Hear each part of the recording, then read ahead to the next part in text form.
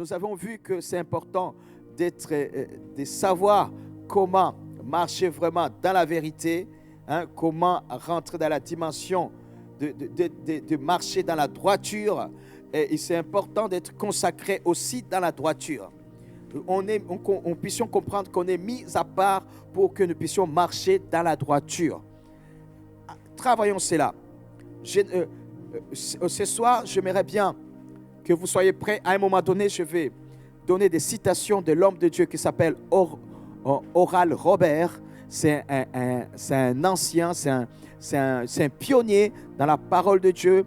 C'est quelqu'un qui a été utilisé dans l'enseignement vraiment très puissamment. Il y a même une université qu'il avait mis en place et qui porte son nom, qui s'appelle l'université Oral Robert. Et donc, cet homme de Dieu, à un moment donné, j'ai pris quelques citations, quelques anecdotes dans son ministère que j'ai voulu vous partager encore ce soir, que nous puissions apprendre de nos aînés. C'est toujours important de pouvoir apprendre de nos aînés. C'est pour cela que je vous conseille à ce que vous puissiez avoir l'habitude de noter. Noter, pourquoi? Parce que vous voyez, là, je vous transmets la parole, mais je vous assure, un jour, vous serez vous-même peut-être en train de servir le Seigneur et vous vous rappellerez de ce que j'étais en train de vous enseigner. Vous vous direz, ah oui, je me souviens, mon pasteur nous disait ça et ça, mais je ne me rappelle plus c'était quoi. Mais si tu es quelqu'un qui est en train de noter, à ce moment-là, tu te souviendras et tu iras prendre là où tu avais noté et tu te souviendras comme là aujourd'hui. Et c'est pour cela, notez et vous puissiez prendre tout ce que nous apprenons. Alors, écoutez, mais maintenant, je vous partage ceci. Je n'enseigne pas la perfection sans péché, c'est-à-dire être incapable de pécher. Non, ce n'est pas ça. Mais nous voyons que dans 1 Jean chapitre 1, verset 8, qu'est-ce qu'il nous est dit? Si nous disons que nous n'avons pas de péché, nous nous séduisons nous-mêmes et la vérité n'est point en nous. Il faut que nous puissions voir les choses en face. Il ne faudrait pas que tu puisses te convaincre ce qui n'est pas même dit dans la parole.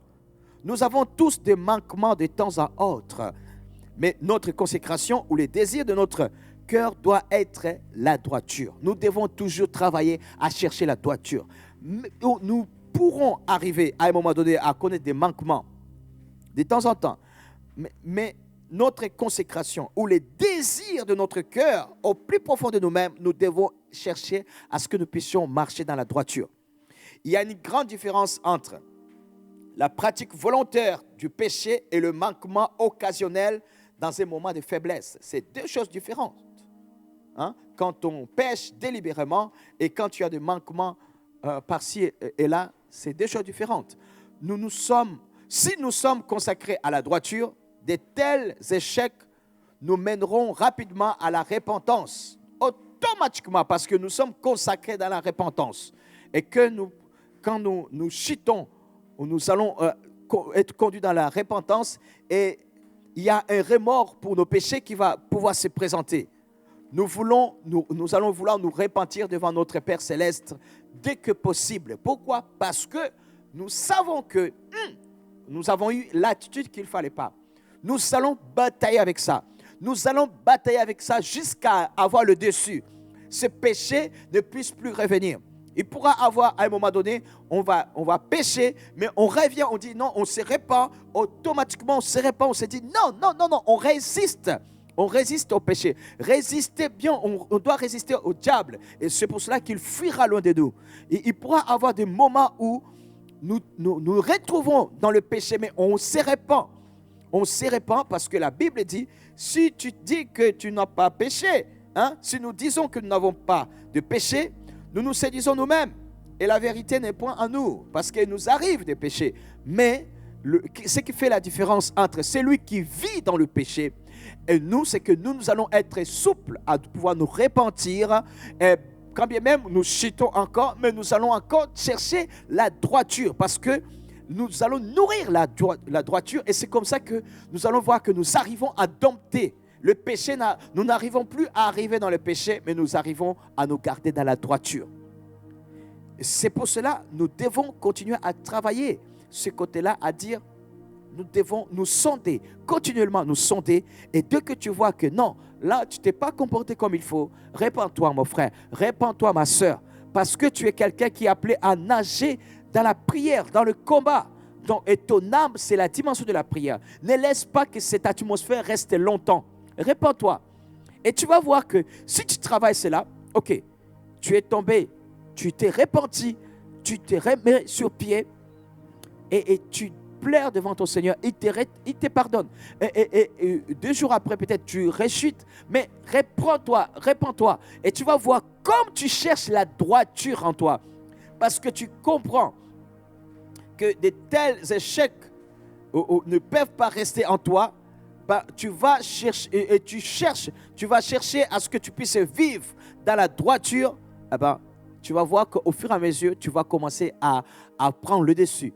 Prends le dessus jusqu'au moment où plus rien du tout. Tu ne pourras plus être esclave de ce péché-là ou tu ne pourras plus pécher là-dedans. C'est fini. À un moment donné, ça sera fini. Mais par contre, si tu te vois que tu ne pourras jamais surmonter cela, tu vas dire, ah, ça c'est pour les autres ça. Moi, non, moi je ne pourrai pas. Tu ne pourras pas et tu n'y arriveras jamais. Et ce péché va faire que tu puisses aller en enfer. Et tu ne sais pas quand est-ce que le Seigneur va frapper à ta porte. Écoutez cette histoire que partage l'homme de Dieu. Je vous ai parlé de Oral Robert. Écoutez, il dit ceci. J'ai visité un endroit où on élevait des brebis. J'ai expliqué la différence entre la nature du porc et celle d'un agneau. Il nous enseigne concernant le fait d'être dans le péché, le fait de rester dans le péché. On doit comprendre qu'on est consacré pour ne pas être dans le péché. Il dit ceci, quand un porc tombe dans la boue, il se couche et il s'amuse à cet endroit. Il essaiera toujours de retourner au même trou de boue. Si un agneau tombe dans la boue, par contre, il essaiera aussi rapidement que possible de s'en sortir et il évitera cet endroit dorénavant. Pourquoi? Parce qu'il sait qu'il y a la souillure. Il dit ceci.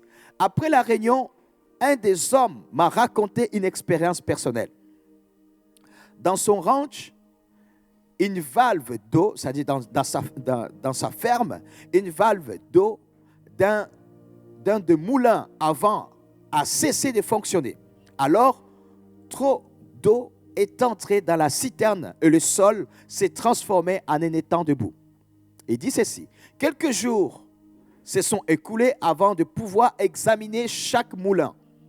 Quand il est arrivé à celui-ci, il a découvert qu'une de ses brebis était tombée dans l'étang de boue en essayant d'arriver à la citerne d'eau.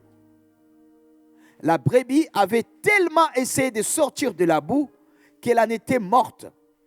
L'éleveur dit ensuite, ceci explique très bien la différence entre un agneau et un porc. Vous voyez?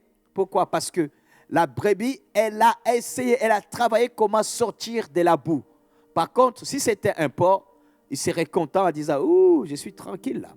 Mais la brebis cherchait comment accéder à la citerne. Pourquoi? Pour qu'elle puisse se purifier, puisse se laver. Vous voyez? La vérité spirituelle contenue dans cette petite histoire est déclarée dans Hébreux chapitre 12, verset 4. Qu'est-ce que nous dit?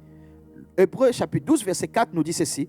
Vous n'avez pas encore résisté jusqu'au sang en luttant contre le péché.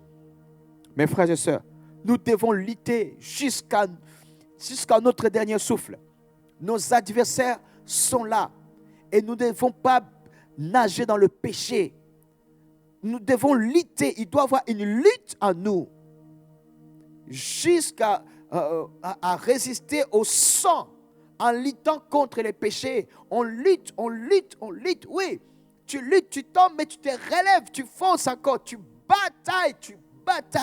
Bagarre avec ça. Une atmosphère, un état donné qui te conduit dans le péché. Tu dois réaliser que c'est là. C'est pour cela qu'il ne faut pas faire la politique d'Autriche. Parce que tu peux tomber dans le piège de l'ennemi. Il faut évaluer qu'il y a quelque chose qui est là. Il y a une lutte qui est en moi. Je dois surmonter. Il y a une atmosphère qui s'est présentée à moi que je ne vais pas m'approprier. Je dois m'en débarrasser. Il y a une lutte qui est au plus profond de moi-même. Je dois m'en débarrasser. Oh Seigneur, je dois m'en débarrasser. Je dois dire stop à cela. Comment tu vas faire? C'est une question de prendre la décision. Tu prends la décision de faire comme nous dit l'Épître aux Hébreux nous dit, vous n'avez pas encore résisté. Il faut résister. Résister à ces pensées qui viennent. Résister à ces envies qui viennent. Résister à ces addictions qui viennent. Résister à ces choses qui arrivent et qui viennent t'amener dans des idées noires. Résister jusqu'au sang en luttant contre le péché. Résiste. Pourquoi? Parce que cela a un objectif, t'amener loin de la volonté de Dieu. Écoutez, notre consécration à la droiture est-elle si grande que nous préférons mourir plutôt que vivre dans la saleté du péché? Ça doit être ça la question. Est-ce que vraiment cette envie de vivre la droiture de Dieu est-elle si forte que nous voulons vraiment nous en débarrasser avec le péché et dire stop à la saleté? À quel degré nous sommes? Si le désir fondamental de notre vie est de ne pas commettre le péché, quel qu'en soit le coût, nous n'aurons pas l'habitude de pécher. Nous aurons une bonne conduite et nous pratiquerons la droiture. Je vous assure. Si c'est ça, tu as compris que moi, non. Le péché, ok, ça peut arriver que tu pêches, mais tu vas batailler. Tu seras entré comme si tu es en train de lutter, et tu vas continuer à lutter. Et Dieu va voir comment tu es en train de lutter. Tu es sa brebis qui est en train de lutter. Tu es dans la boue, mais tu luttes. Tu dis non, je dois arriver à cette citerne d'eau. Et le Seigneur va venir t'aider dans cette lutte-là. Tu vas voir à un moment donné, tu vas y arriver. Tu vas y arriver. Il faut croire. Il ne faut pas capituler face au péché en disant c'est fini. Moi, ce péché-là, c'est trop fort que moi. Non. Tout est possible à celui qui croit. Il n'y a rien qui peut avoir le dessus d'un enfant de Dieu quand tu veux garder ta sainteté. Il y a une situation qui est là, tu vas la surmonter. Nous pouvons tomber ou pécher, mais nous ne demeurerons pas dans le péché ou dans la condamnation. Non. Jean chapitre 1 Jean chapitre 1 verset 9 nous dit que nous pouvons toujours confesser nos péchés. Toujours nos péchés, nous pouvons les convaincre. Nous pouvons les confesser. Parce que c'est comme ça. Tu peux confesser les péchés. Et le Seigneur est prêt pour te pardonner. Le sacrifice de Jésus sur la croix pour chacun de nous assure la justice et la fidélité de Dieu. Qu'est-ce qui est écrit?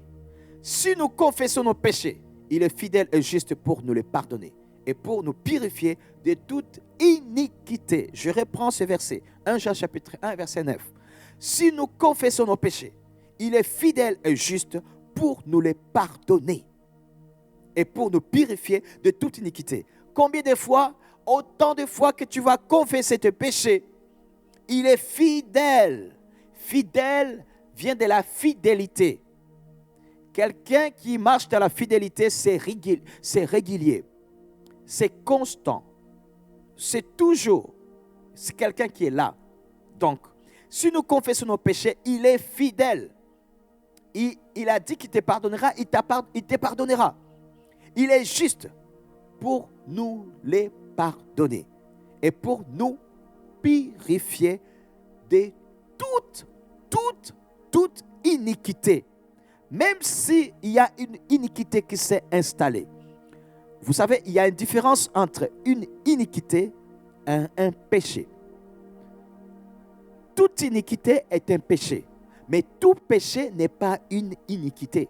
Il y a une grande différence là-dessus. Une iniquité, c'est un péché répétitif. Un péché qui s'est installé là et voilà, tu pèches, tu nages là-dedans, tu pèches, ça devient une iniquité. Par contre, un péché, ça peut arriver que tu pèches une fois et puis tu te répands, tu ne fais plus, tu ne pèches plus et au bout de 3 jours, 1 jour, par exemple 5 jours, 1 mois, 3 mois, tu as un autre péché qui se présente, tu pèches là-dessus, tu te répands et ainsi de suite. Là, ça reste au niveau du péché. Mais par contre, une iniquité, ça s'installe et ça devient, c'est là, c'est tout le temps. Ça peut être une iniquité des mensonges, quelqu'un qui ment, qui a toujours menti, qui ment tous les jours. Ça peut être une iniquité d'idolâtrie. Oui, quelqu'un qui s'est installé un hôtel, une chapelle là, chez lui. La personne se présente tout le temps. Et il va prier la Vierge, la Vierge, la Vierge. Oui, nous savons que la Vierge, c'est une personne. Ça a été une personne. On n'a pas à adorer une personne. Et donc, à ce moment-là, c'est une iniquité comme la personne le fait quotidiennement, régulièrement, c'est une iniquité. Et la personne ne peut pas s'en débarrasser parce que ça s'est installé. Ça peut être la masturbation, la personne se masturbe tous les jours, souvent. C'est une iniquité qui s'est installée. Et ça, sa spécialité, c'est quoi? Ça se transmet de père en fils, de mère en fille, ou de parents à leurs enfants. C'est pour cela qu'il faut se débarrasser de ces iniquités. Et donc, je reprends. La Bible dit, même si ce sont des iniquités maintenant, même si ce sont des iniquités, la Bible dit, si nous confessons nos péchés, oui, parce que les iniquités sont aussi des péchés, mais ce sont des péchés répétitifs. Il dit, si nous confessons nos péchés, que ce soit nos péchés occasionnels ou nos péchés réguliers, il est fidèle et juste pour nous les pardonner et pour nous purifier de toute iniquité. L'iniquité doit être passée par le karcher spirituel. Ça part. Tu es nettoyé, même si, parce que l'iniquité, ça grippe sur la personne. Ça ne veut pas te quitter. Tu batailles, mais il est fidèle pour te purifier de cette iniquité-là. Ne désespère pas. Dieu veut te libérer et cela puisse te quitter complètement. Il nous redonnera aussi la joie de notre salut. Dieu a prévu qu'il puisse nous redonner la joie de notre salut. Dans Psaume 51, verset 11, la Bible dit ceci: détourne ton regard de mes péchés, efface toutes mes iniquités. Il nous redonnera aussi la joie de notre salut. Oui, pourquoi? Parce qu'il ne nous verra plus comme nous sommes, comme nous étions, parce qu'il nous verra différents. Et il va détourner son regard de nos péchés et il effacera toutes nos iniquités. Nous trouvons dans Éphésiens 4, exhortation de Paul, comme nous l'avons vu la fois dernière, pour tenir ferme. Nous l'avons vu. Comment tenir ferme? Comment il a décrit 4 fois la manière de tenir ferme dans le Seigneur. Il faut savoir cette dimension-là de tenir ferme comme il faut. Satan sait que nous ne pourrons pas tenir ferme si notre vie spirituelle est déséquilibrée. Donc, il cherchera toujours à nous pousser à une extrémité ou l'autre. Pourquoi? Parce qu'il va avoir le dessus sur nous. Satan essaiera de nous donner une attitude fortuite envers le péché. Ou bien, il essaiera de nous placer sous une condamnation si grande que nous cesserons de suivre Jésus. Nous allons sentir soit nous ne pouvons pas nous sortir de tel péché ou nous sentirons que nous sommes condamnés. Condamnés complètement. Et donc, ce n'est même pas la peine de se repentir parce que nous ne pouvons pas nous en sortir. Il va nous faire croire, ce sont ces mensonges. Il pourra faire croire que nous ne pouvons pas être pardonnés. Laisse tomber, tu ne pourras jamais être pardonné, toi. D'après tout ce que tu as fait, waouh! D'après le nombre d'avortements que tu as fait, personne ne pourra te pardonner. Dieu ne pourra jamais te pardonner. Il y a des moments où tu vas revoir les séquences, des nombres de fois que tu as avorté. Premier enfant, deuxième enfant, troisième enfant, quatrième enfant, cinquième enfant, sixième enfant, septième enfant, huitième enfant, neuvième enfant, dixième enfant. Oui, il y a des gens qui ont connu beaucoup d'avortements. Beaucoup d'avortements. Et leur cœur est vraiment, le diable les tourmente.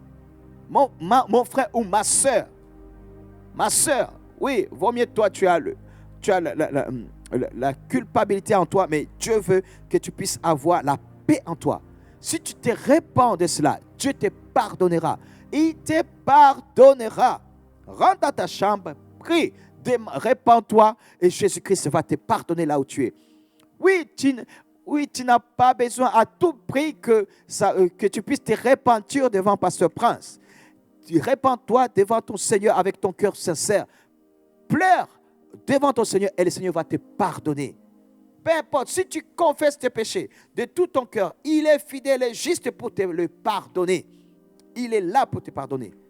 Écoutez, d'un côté, Satan désire que nous servions de la grâce de Dieu comme une excuse pour nos péchés. La grâce, nous sommes dans ce temps de la grâce. Certains disent, le Seigneur comprend que je ne suis pas parfait.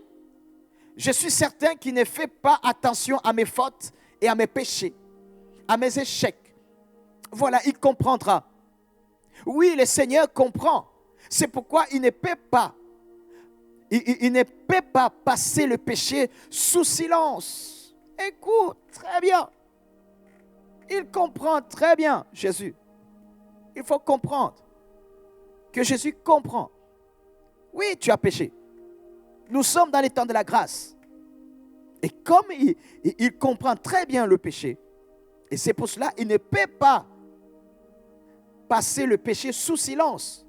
Non, le péché c'est un péché. Tu dois te repentir, mon frère. Tu dois te repentir, ma soeur. Tu dois résister à ce péché-là jusqu'à le dompter comme il faut. C'est possible.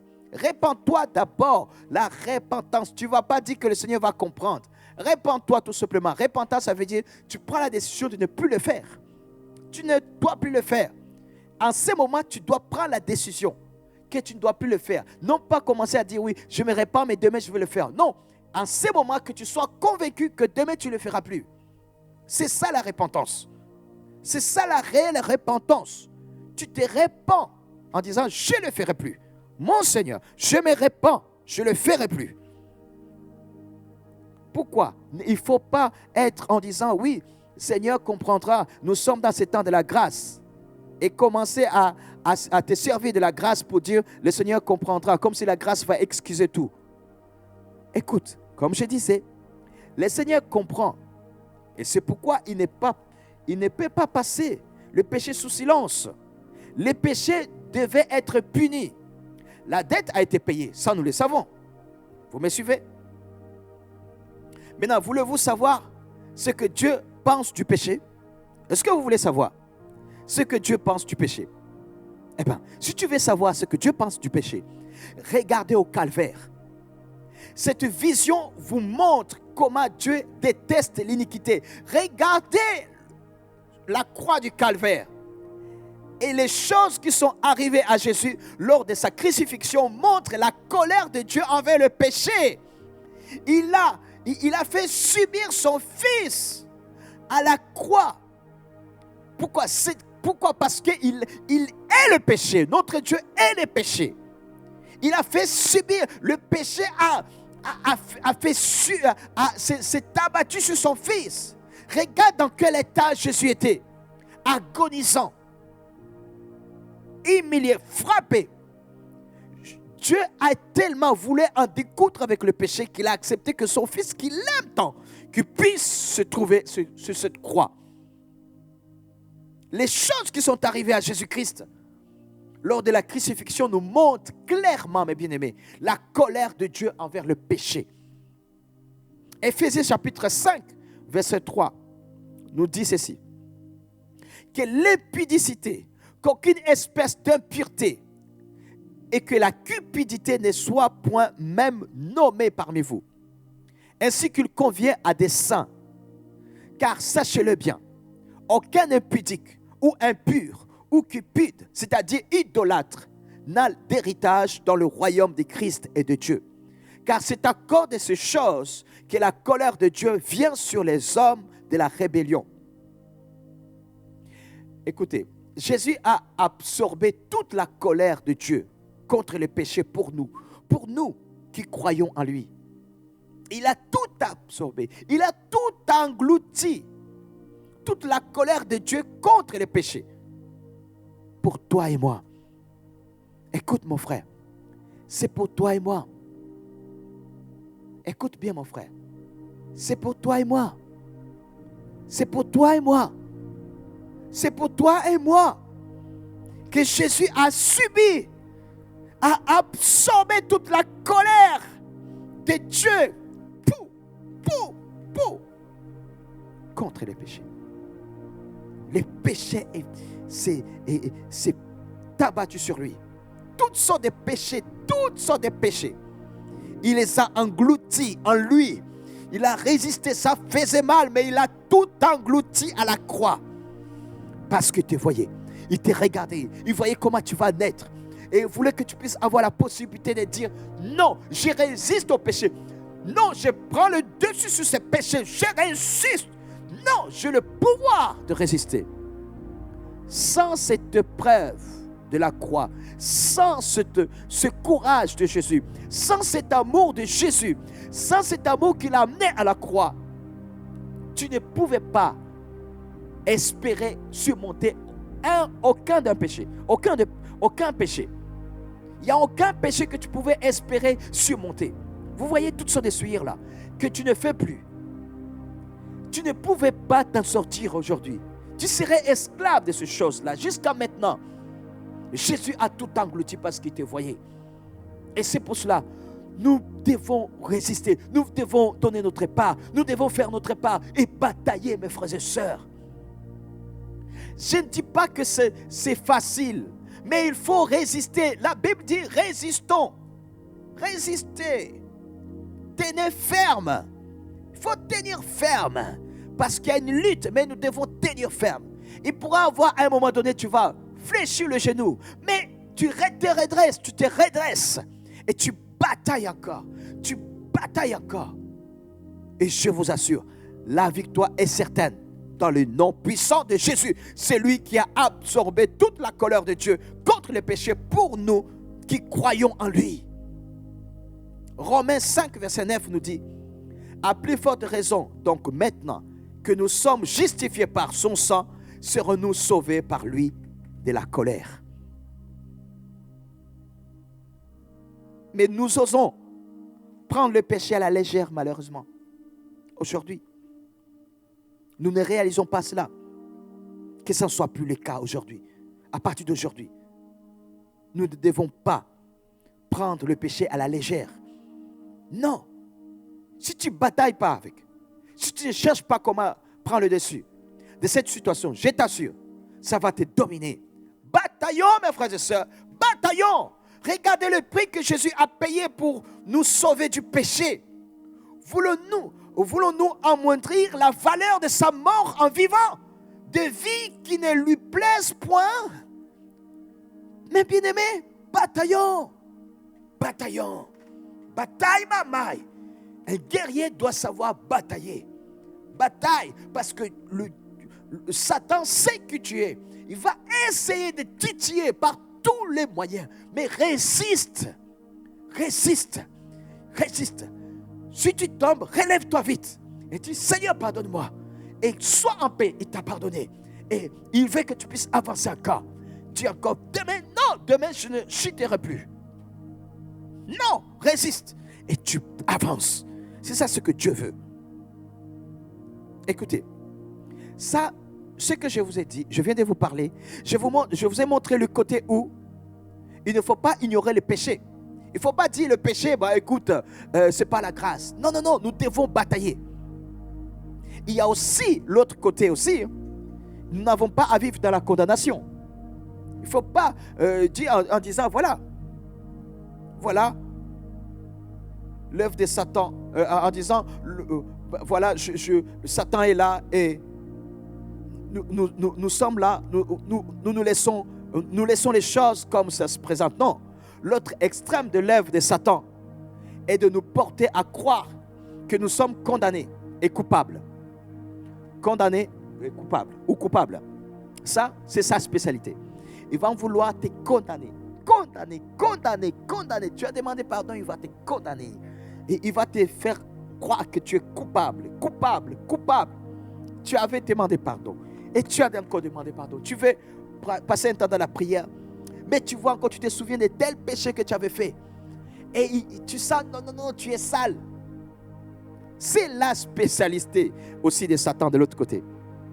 Il va même essayer de nous faire douter de notre salut. Tu vas mourir. Si tu meurs, tu vas en enfer. Il ne peut pas nous empêcher d'entrer au ciel, mes bien-aimés. Mais il va essayer de rendre notre voyage aussi pénible que possible. Parce qu'il sait que lui ne pourra jamais être là où nous sommes appelés à aller. Certaines personnes vivent dans un nuage perpétuel de culpabilité et de condamnation. Pourquoi? Mon peuple périt faute de connaissances. Mais enlève tout cela. Parce que la Bible est claire. Paul nous enseigne dans Romains 6, verset 8, que notre vie dans l'esprit peut nous placer dans un merveilleux équilibre. Nous sommes sauvés par la grâce et non pas par les œuvres. Nous ne pouvons rien rajouter à la foi en Christ. Quand Christ s'est écrié sur la croix, tout est accompli. C'est exactement ce qu'il disait. Le prix pour notre péché avait été complètement payé. Tout est accompli. J'ai fini.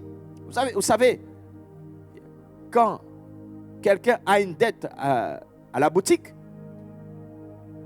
la personne, le propriétaire de la boutique, à chaque fois qu'il croise, il dit, tu as ma dette, il faut payer. Et la personne dit, écoute, je vais régler mes dettes. Va commencer à payer. S'il y avait beaucoup de dettes, on commençait à lui dire, écoute, on va venir saisir quelque chose. Là, la personne bataille. Et le jour où elle finit de payer la dette, elle dit, waouh, j'ai payé la dette. C'est fini, j'ai payé. C'est exactement ce que Jésus a fait. Il a payé le prix pour notre péché.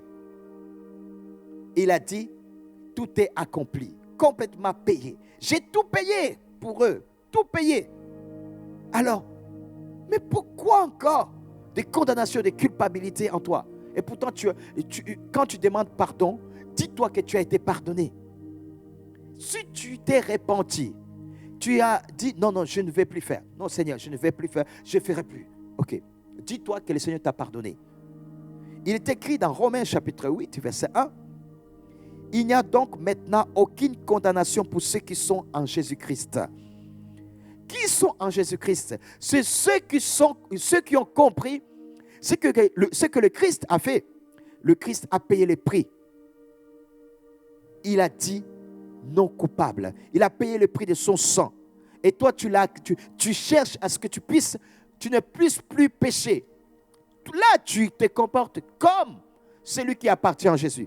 Quand tu te répands, quand tu veux te repentir de péché, tu te comportes exactement comme ceux qui lui appartiennent.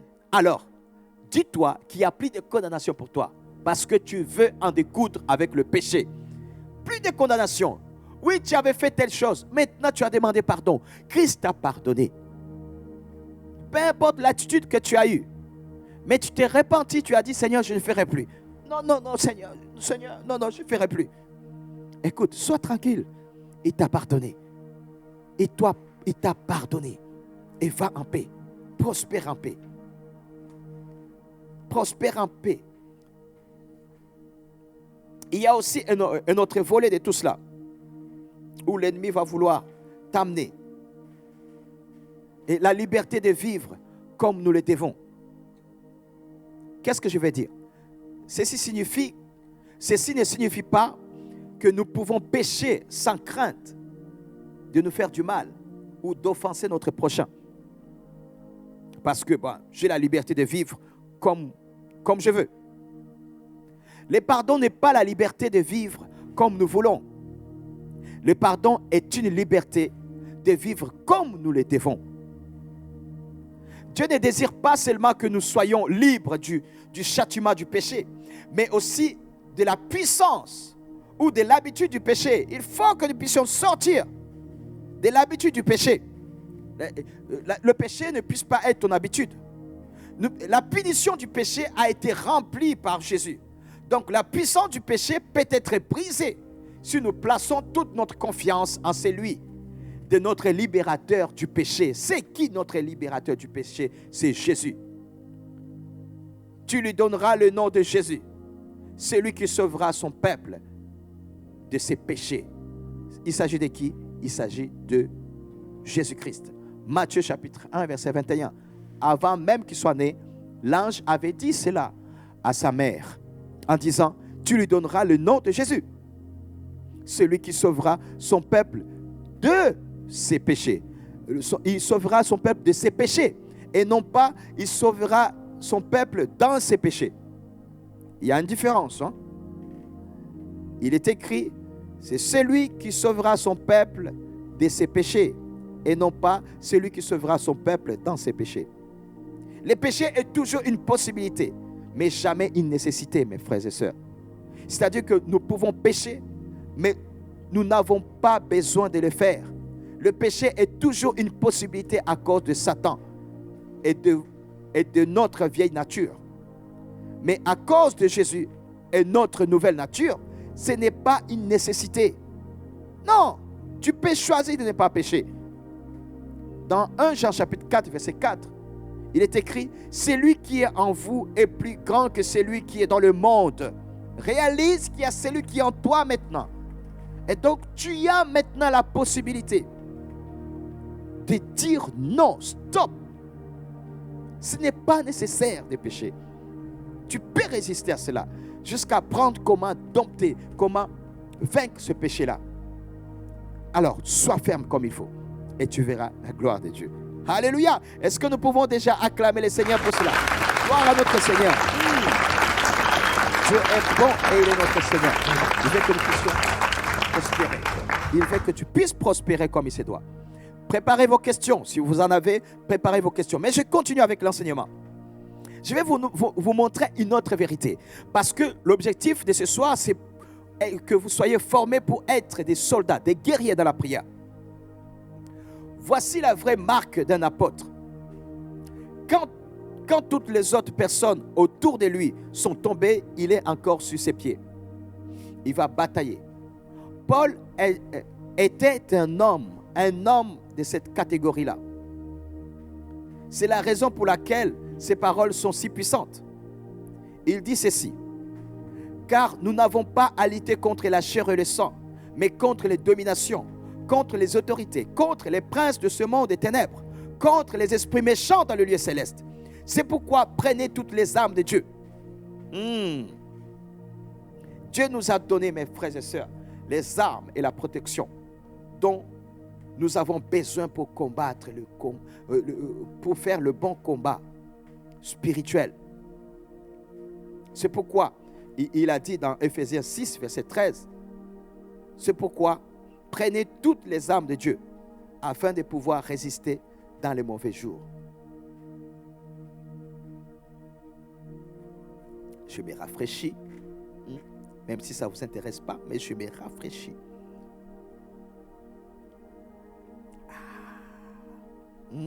Je vous partage ça. C'est une manière de vous partager. Vous puissiez me voir. Vous ne pouvez pas me voir, mais vous pouvez entendre. Bisous d'amour. Je vous aime. Écoutez, continuons. Continuons avec ça. Ephésiens, chapitre 6, verset 13. C'est pourquoi prenez toutes les armes de Dieu afin de pouvoir résister dans le mauvais jour. Mes frères et sœurs, prenons toutes les armes de Dieu. Oui, pour que nous puissions vraiment avoir le dessus sur le péché.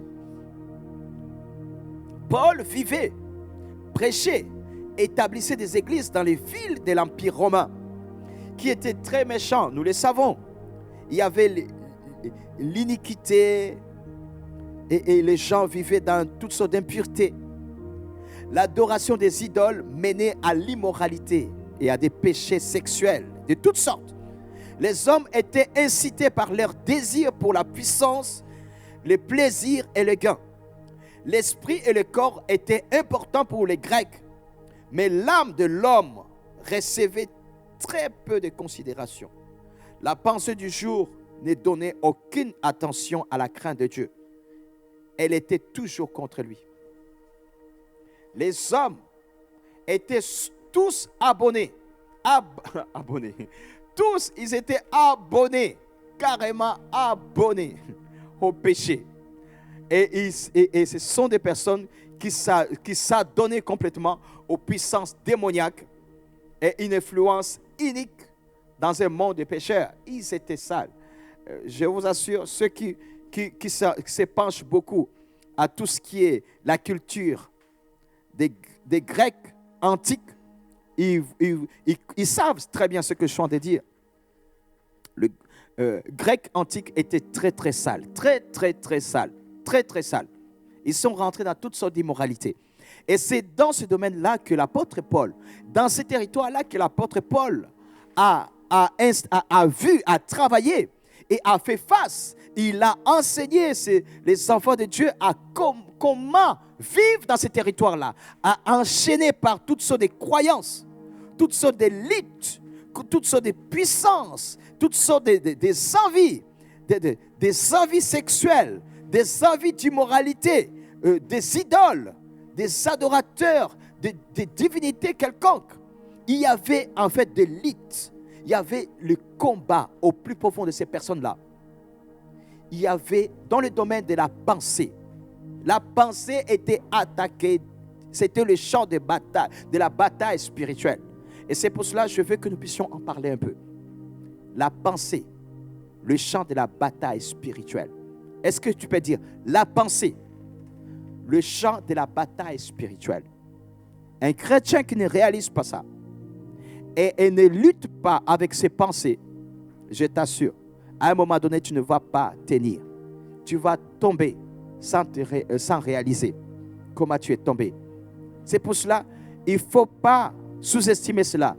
Fais un checking dans tes pensées. À un moment donné, prends au sérieux certaines pensées en disant où est-ce que ces pensées me mènent. Il faut que je me positionne comme il faut. Si tu ne fais pas attention, tu vas te retrouver noyé comme les gens qui évoluent dans le grec antique et ils se sont noyés complètement. Mais l'apôtre Paul, heureusement, il a servi dans ce territoire pendant cette période-là. Il nous a donné les stratégies. Voyons Ephésiens chapitre 6, verset 13. Il dit ceci: afin de pouvoir résister dans le mauvais jour, il saute en disant, revêtez la cuirasse de la justice. Il saute encore en disant, prenez par-dessus tout cela le bouclier de la foi, avec lequel vous pourrez éteindre tous les traits enflammés du malin. Prenez aussi le casque du salut. 3 importantes armes sont décrites ici: la cuirasse de la justice, le casque du salut et le bouclier de la foi. Ces 3 choses nous aideront à protéger notre pensée et nos émotions. La pensée est le champ de bataille pour le bien et le mal. C'est un champ de bataille. Et si tu ne fais pas attention, ça sera un carnage là-dedans. Je dis bien pour le bien et le mal. C'est là-dedans où tout se passe. La pensée, c'est la porte dans laquelle la tromperie et la révélation peuvent entrer dans nos vies. Tu pourras être trompé dans tes propres pensées et tu pourras avoir la révélation dans ces pensées-là. La révélation venant de Dieu. Tout comme tu pourras être trompé dans tes pensées et si tu ne fais pas attention, tu vas être complètement trompé. Si tu laisses rentrer dans les pensées et sans t'appuyer sur l'essentiel. Et vous allez comprendre par la suite.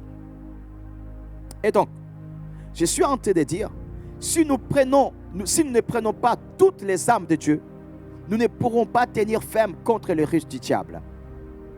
Nous ne sommes pas sans défense contre les mensonges et les tromperies de l'ennemi. Le casque du salut est pour la protection de nos pensées contre de telles attaques. La cuirasse de la justice et le bouclier de la foi doivent toujours nous protéger contre les traits enflammés de Satan. Il peut mettre des pensées. Satan peut mettre des pensées dans nos têtes, mais nous allons pouvoir le surmonter. Le diable va essayer de lancer ces traits enflammés du doute, de la crainte, de l'orgueil, de l'envie et d'autres pensées iniques dans nos pensées pour nous faire chuter. Écoutez bien, les traits enflammés employés dans le combat à l'époque où ces versets ont été écrits, au moment où l'apôtre Paul a écrit, c'était des flèches dont la pointe était en feu en fait. Ces flèches étaient lancées par-dessus des murailles de la ville et comme les maisons n'étaient pas souvent en dur, mais des fois les toits étaient en paille ou en chaume et autre chose, les toits de paille s'enflammaient rapidement et bientôt toute la ville brûlait parce que la ville et leur toit, les maisons, le toit était en paille. Et c'est comme ça que toute la ville pouvait brûler. Et après, ceux qui attaquaient pour rentrer dans la ville qui est brûlée déjà, et ils reconstruisaient la ville, et tous les gens étaient morts ou les gens avaient fui et ils les avaient encerclés et neutralisés. Et donc, quand on parle des traits enflammés du diable, c'est l'objectif. Il veut jeter les traits enflammés pour prendre position, pour brûler, te brûler à l'intérieur et prendre le contrôle de ta vie. Écoutez bien. Je vais vous parler de comment les traits enflammés de Satan attaquent les pensées. Et je vais utiliser une citation, un exemple de l'homme de Dieu, Oral Robert. Il dit ceci. Un de mes bons amis chrétiens traversait un dur combat spirituel avec des pensées impures. Il aimait émettre beaucoup le Seigneur. Il a transmis au Seigneur ses désirs. Il a crié vers le Seigneur. Et il avait aussi un profond amour vers le Seigneur. Donc, il a crié vers le Seigneur. Et il voulait vraiment marcher dans la droiture. C'est souvent ce genre de personnes qui ont de tels problèmes, des traits enflammés de Satan. Satan n'est pas fou. Il va diriger ses traits enflammés vers ceux qui tiennent le sceptre de la justice. Ce sont eux qui menacent son royaume. Ce sont eux qui restent à la brèche. Ce sont eux qui prient. Ce sont eux qui cherchent la face de Dieu. Ce sont ces personnes-là que l'ennemi va chercher. Et donc, l'homme de Dieu dit ceci. Un jour, pendant que cet ami jeûnait et priait concernant son problème, le Seigneur lui a révélé ce qui s'est passé. Le diable lui donnait des pensées impures et ensuite, il l'accusait pour avoir de telles pensées.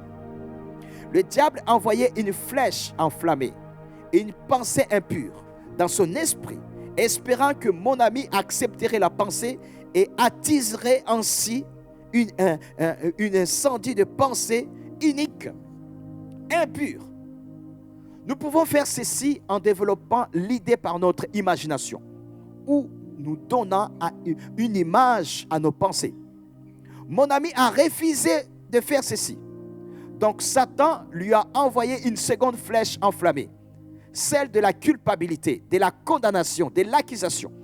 La flèche enflammée de la condamnation, celle qui vous porte à vous sentir coupable et découragé, n'est pas facile à éteindre parce que nous croyons bien la mériter, parce que nous nous sentons vraiment condamnés, accusés.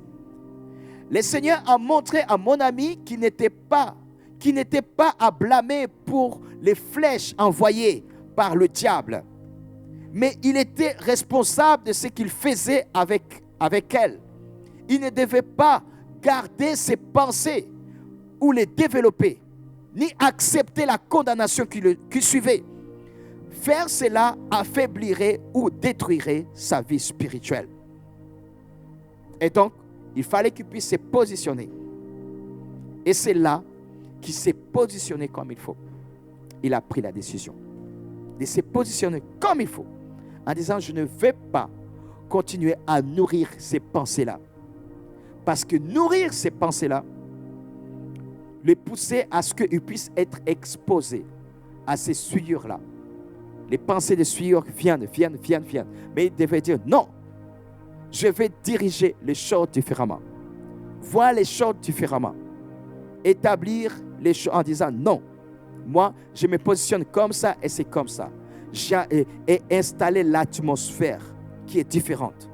Celle de quelqu'un qui a été pardonné. Ok, il a nagé pendant un moment dans ces pensées-là, mais il devait se sentir pardonné par le Seigneur et non pas rester dans la culpabilité. Le Seigneur lui a ensuite montré les moyens de défense représentés par le casque du salut, le bouclier de la foi et l'épée de l'esprit. Parfois, il pouvait rapidement apporter la présence de Dieu dans le combat. Seigneur, Vous avez vu cette pensée, n'est-ce pas? C'est comme ça que cet homme de Dieu s'est comporté. Nous n'allons pas lui permettre de grandir. Satan, nous te chassons d'ici. C'était comme ça qu'il s'est positionné pour chasser ses pensées mauvaises. Il dit ceci. Il dit ceci. Par la foi, il pouvait rapidement apporter la présence de Dieu dans le combat.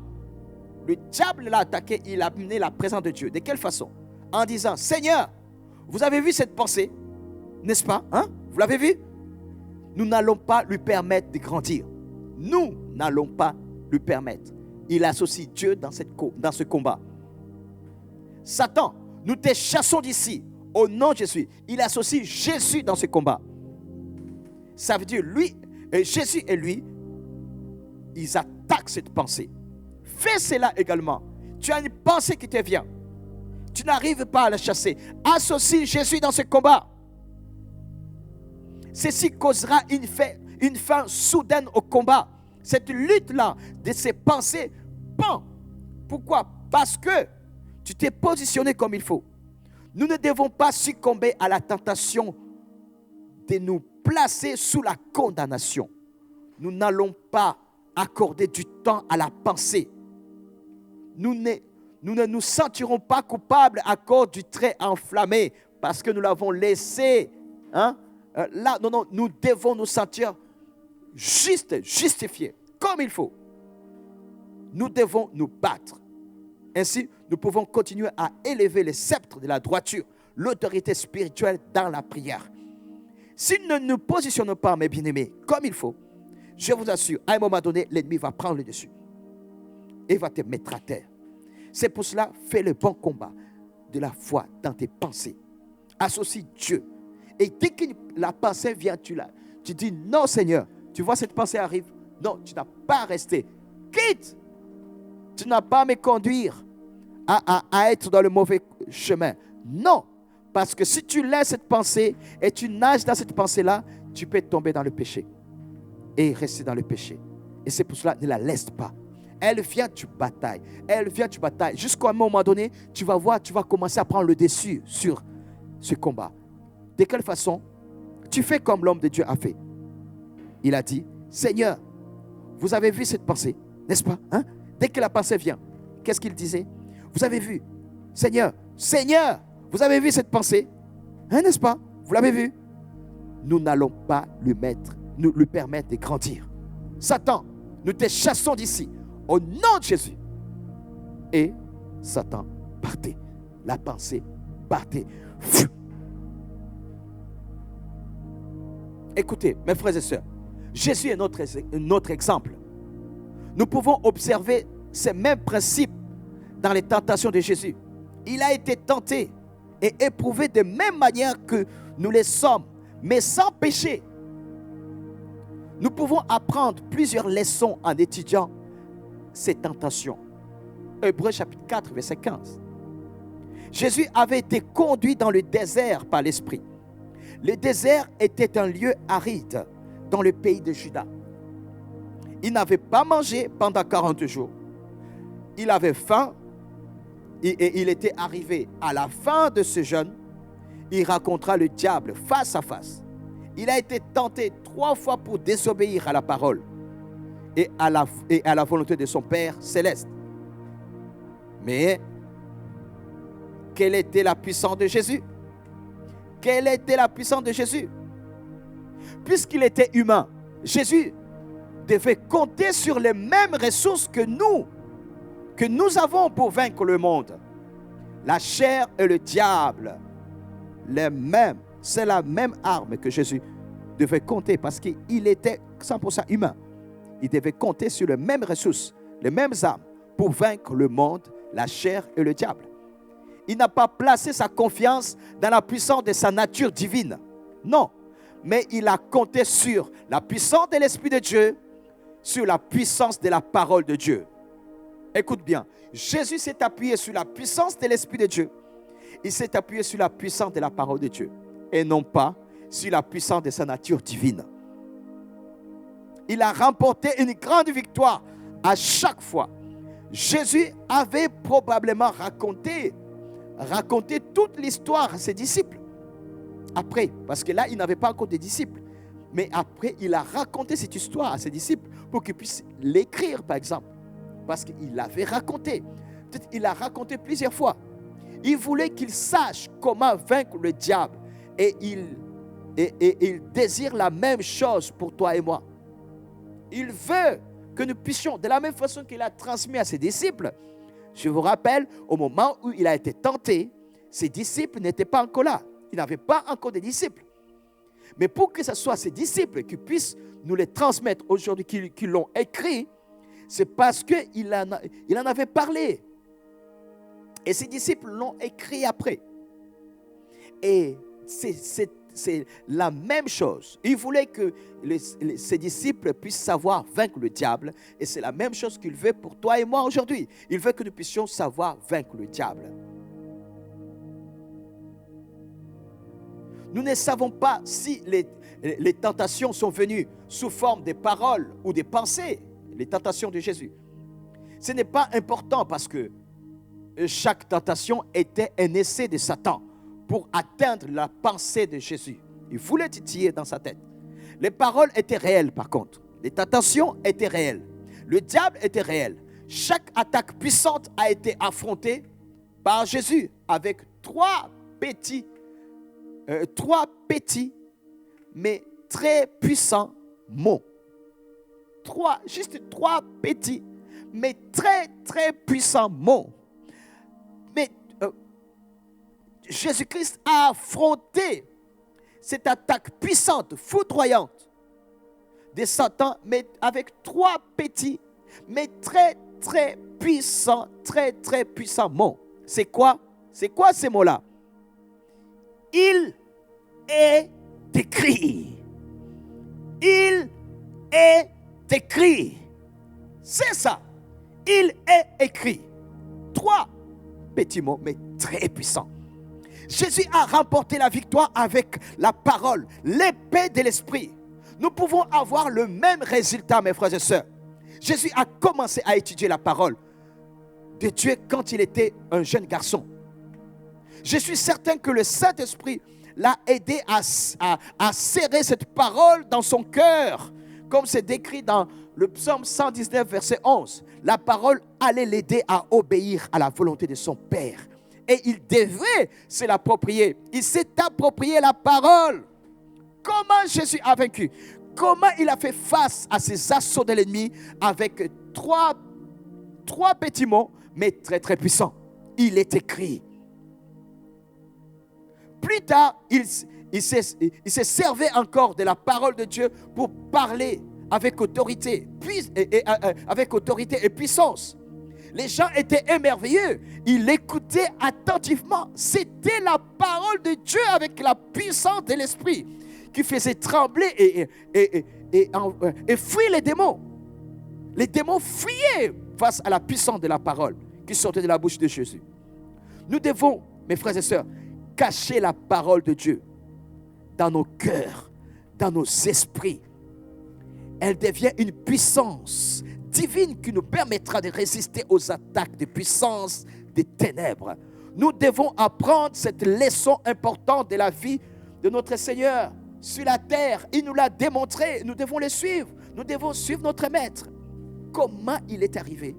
Il est arrivé par trois petits mots. Il a vaincu Satan par trois petits mots, mais très très puissants. Il est écrit. Il y a quelques années, l'homme de Dieu, Oral Robert, a écrit ceci. J'ai eu le privilège d'étudier sous le ministère d'un cher vieil ami dans le Seigneur. Son père avait encouragé mon ami, qui était maintenant âgé, à apprendre par cœur des portions de la parole de Dieu quand il était enfant.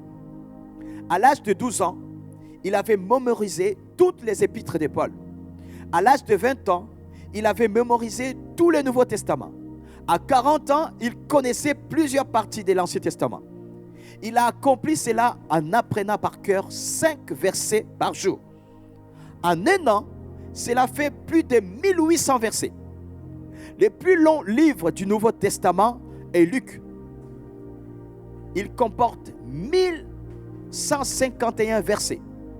Le Nouveau Testament a 7597 versets. L'Ancien Testament a 22 485 versets. Ce frère âgé a joué un rôle important dans ma vie. Il était un de mes professeurs à l'Institut de formation missionnaire où j'ai étudié. Comme vous pouvez vous en douter, nous étions obligés d'apprendre par cœur des passages des Saintes Écritures. Après une petite année, j'ai découvert que j'avais appris par cœur les longs passages du Nouveau Testament. Le Saint-Esprit pouvait puiser beaucoup de vérités d'un tel réservoir de versets quand je devais affronter l'ennemi. C'est une puissante défense contre les attaques de Satan quand on maîtrise la parole de Dieu, quand on a mémorisé la parole de Dieu. Jésus nous dit ceci dans Jean chapitre 14, verset 26. Mais le Consolateur, l'Esprit Saint, vous enseignera toutes choses et vous rappellera tout ce que je vous ai dit. Donc, vous comprenez que le Saint-Esprit peut seulement nous aider à nous rappeler ce que nous avons lu dans la Bible ou les passages que nous avons appris par cœur. Il ne peut pas nous aider à nous rappeler d'une chose que nous n'avons jamais apprise. Cette vérité devrait nous amener à apprendre par cœur la parole de Dieu. Je me rends compte maintenant que la pensée d'apprendre de si grandes portions des Écritures peut nous décourager au début. Si la tâche semble trop énorme, on peut toujours commencer en lisant la Bible entière chaque année, par exemple. Chaque année, on se dit, chaque début de l'année, je commence la Bible, à la fin de l'année, je l'aurai fini. Il faut lire simplement 5 chapitres par jour.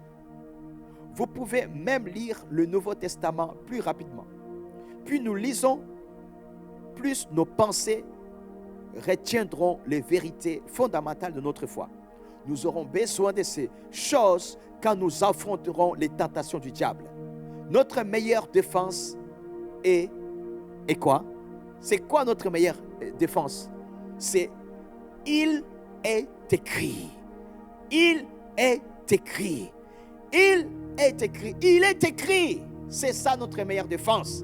C'est pour cela qu'on a besoin, on a intérêt à connaître la parole de Dieu, à faire rentrer la parole de Dieu. Un grand nombre de personnes ne sont pas certaines de leur relation avec Dieu, même de leur salut. Elles deviennent faibles et instables, des cibles pour les traits enflammés envoyés par le diable, le doute et de la crainte. Ça les envahit. Ils sont incapables même de prier pour un mamaï. Pourquoi? Parce qu'ils pensent qu'ils ne sont pas dignes. Ils pensent que ils ne sont pas appelés pour cela. Et pourtant, ils sont enfants de Dieu.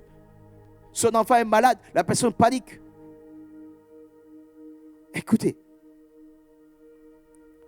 Donc, mettons fermement sur nos têtes le casque du salut. Tenons ferme dans notre main le bouclier de la foi et prenons avec confiance dans notre autre main l'épée de l'Esprit qui est la parole de Dieu.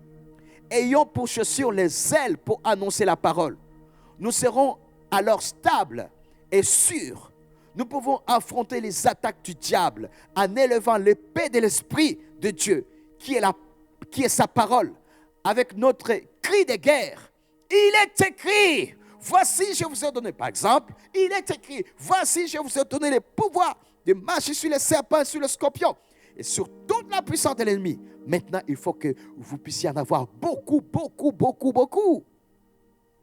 Notre ennemi s'arrêtera et s'enfuira. Alléluia! Parce qu'on aura dégainé l'arme fatale. Jacques chapitre 4, verset 7 nous dit, résistez au diable et il fuira loin de vous. Apocalypse chapitre 12, verset 11, il nous dit, ils l'ont vaincu, c'est-à-dire ils ont vaincu Satan à cause du sang de l'agneau et à cause de la parole de leur témoignage. Nous pouvons être de vainqueurs tout le temps, mes frères et sœurs, si nous utilisons les bonnes armes. Il faut utiliser les bonnes armes. Il faut utiliser les bonnes armes comme Dieu lui-même a prévu. Alors, paré ou pas paré pour utiliser les bonnes armes. Les bonnes armes, c'est savoir manier la parole de Dieu. Utiliser, approprie-toi la parole de Dieu.